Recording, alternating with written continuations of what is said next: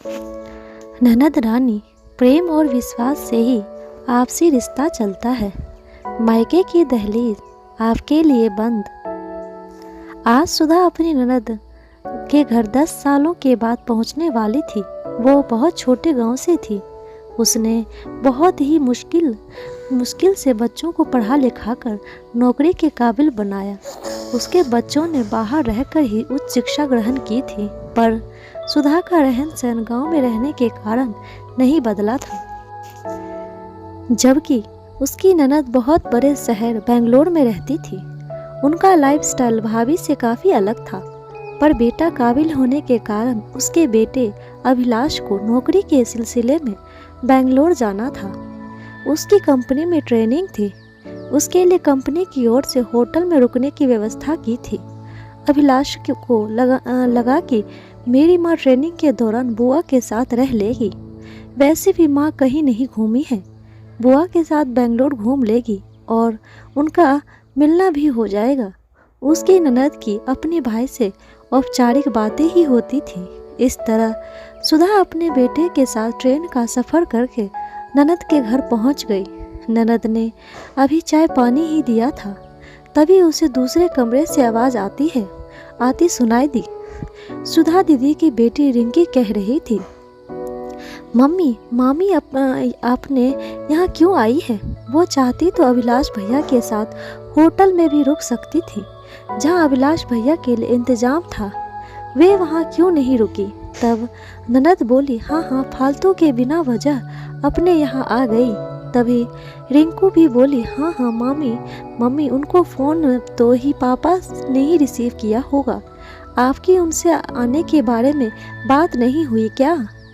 तब वो इतना सुनकर सोचने लगी, ये हमारी वही ननद रानी है जो हर साल मायके में आकर 15-15 दिन रहकर जाती थी। आज मेरी पहली बार मौका पड़ा तो उनके मन में यह सब है। इन लोगों को मेरा आना अखर रहा है। कितना कुछ नहीं किया रानू दीदी के लिए, और आज ये सब सोच रही है। उनका रिंकू और रिंकी की डिलीवरी के बाद आकर आराम करना, मायके में ठस्से से रहना, और आज वह जब मायके में होती तो मैं उनके मन का कितना कुछ बना कर खिलाती थी।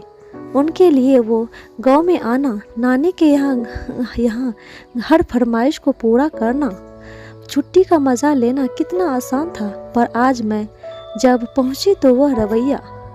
आज सासू माँ की एक बात याद आ रही थी कि बेटी को देते ही हैं, लेने की उम्मीद भी मत करना। पर उनका मेरे बच्चों को कुछ देना दूर, ये तो हमसे प्रेम भी नहीं करते हैं। मैंने तो हमेशा फ़र्ज निभाए हैं, पर सासू माँ ने अपनी बेटी को कोई नसीहत नहीं दी। प्रेम और विश्वास से ही आपसी रिश्ता चलता है।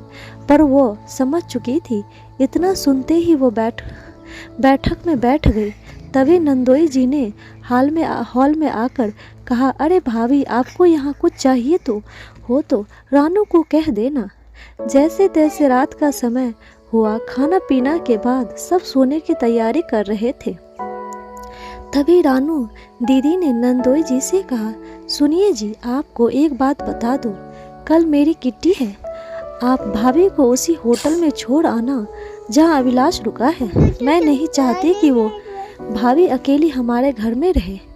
तब बेटू रिंकू बोला, मामी तो गांव की है, उन्हें शहर और तौर तरीके नहीं आते हैं, इसीलिए किचन में मत जाने देना। पता चले उन्हें कुछ यूज़ करना आए ना और नुकसान कर दे।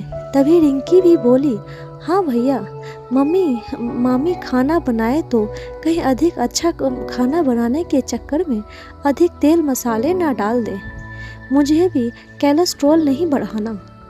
पता चले मेरा डाइट प्लान की टाई की फिश हो जाए। पता चले गांव जितना भी घी वाला ही आलू हलवा बना दे। छोटे की बात अलग थी, अब मैं डाइट फॉलो कर रही हूँ। माँ, आप ही कल का खाना बनाने लगना।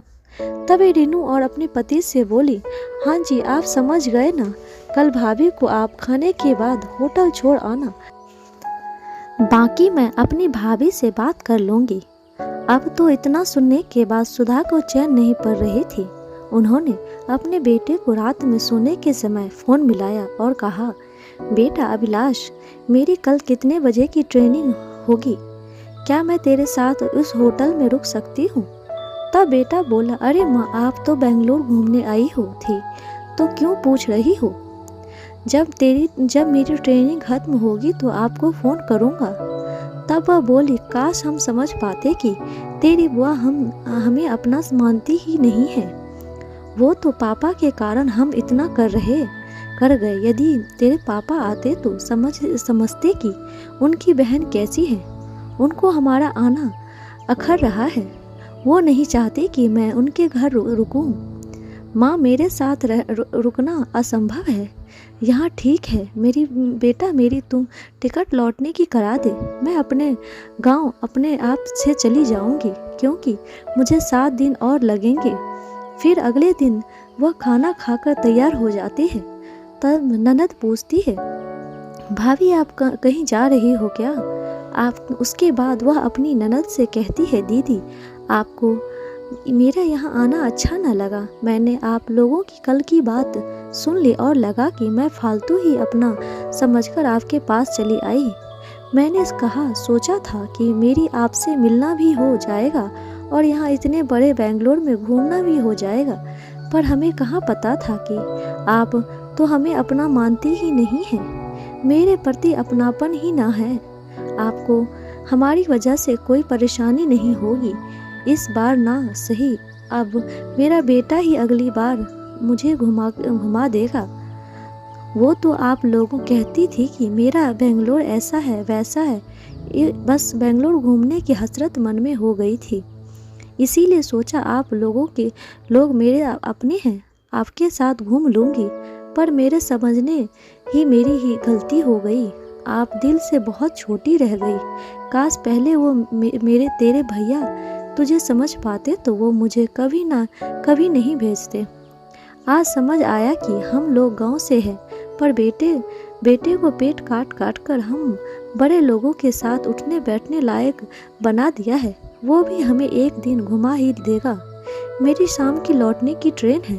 अब आप हमसे भी आगे की कोई उम्मीद मत रखना। जब तक सासू माँ थी तब तक आपने मायके में खूब अधिकार जताया, और अब करने की बारी आई तो हम पराये हो गए। इतना ही कहना सुनकर रानू दीदी बोलने लगी, भाभी आप कैसी बातें कर रही हैं? वो तो हमारी किट्टी बड़ी होटल में थी, तो आप वहाँ क्या करती? आपने कभी किट्टी खेली तो नहीं है। आप और घर में अकेली बोर हो जाती। तब वह बोली, दीदी जहाँ अपनापन होता है परायापन नहीं लगता। मैं हक से यहाँ रहती। आप भले ही अपनी किटी में चली जाती, आप हमेशा मायके आती रही। आपने वहाँ जन्म लिया तो वो घर हमने पराया न लगने दिया। पर आज यहाँ आकर समझ आया कि आप तो हमें अपना मानती ही नहीं हैं। अगर मैं कानों से ना सुनती तो विश्वास नहीं होता। खैर, अच्छा हुआ जो हुआ।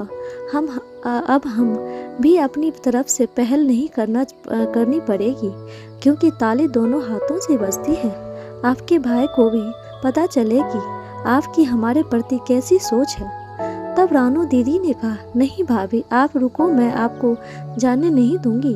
तब सुधा भाभी ने कहा, दीदी औपचारिक होने की जरूरत नहीं है।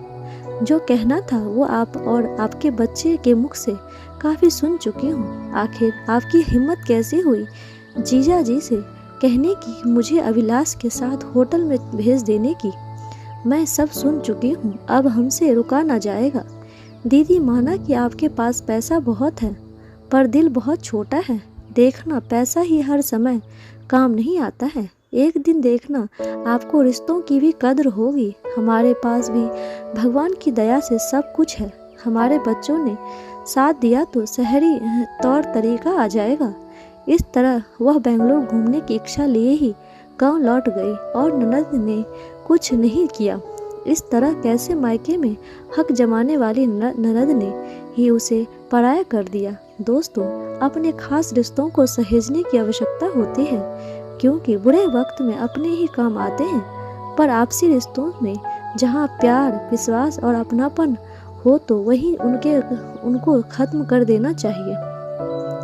कैसी लगी आपको कहानी कमेंट बॉक्स में ज़रूर बताइएगा। लाइक शेयर सब्सक्राइब जरूर कीजिएगा। धन्यवाद।